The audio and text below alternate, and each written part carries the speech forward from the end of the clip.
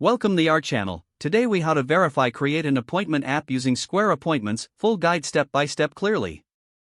To create an appointment app using Square Appointments, first, visit the Square Appointments website. If you do not have an account, click on the Get Started button to sign up.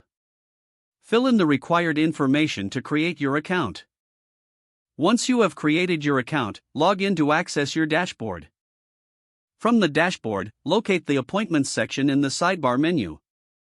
Click on Create New Appointment to start setting up your services. Enter the details of your appointment, including the service name, duration, and price. You can also add a description to give customers more information. Next, set up your availability by selecting the days and times you are open for appointments.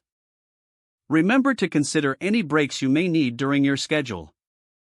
After setting your availability, proceed to customize your booking form. This includes adding fields for customer information, such as name and contact details. Once satisfied with the form, save your changes. Now, integrate your payment options by going to the Payments section. Choose the payment methods you wish to accept, like credit cards or digital wallets.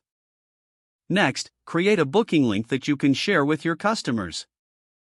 This link can be found under the Online Booking settings. Copy the link and share it on your website, social media, or via email. Make sure to test your booking process to ensure everything works smoothly. Invite some friends or family to book an appointment through your link to gather feedback. Adjust any settings if needed based on the feedback you receive. Finally, monitor your appointments through the Square dashboard to stay organized. Check for any missed appointments or customer messages in the notification section.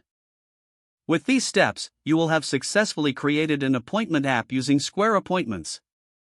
If the page does not load, refresh the browser or try again in a private or incognito window. Make sure you are using the correct email address, then retype it carefully to avoid small typos. If your password is not accepted, use the reset option and create a new strong password you can remember.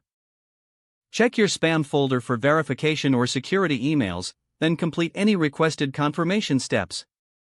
Don't forget to like this video and subscribe to our channel for more step-by-step tech guides.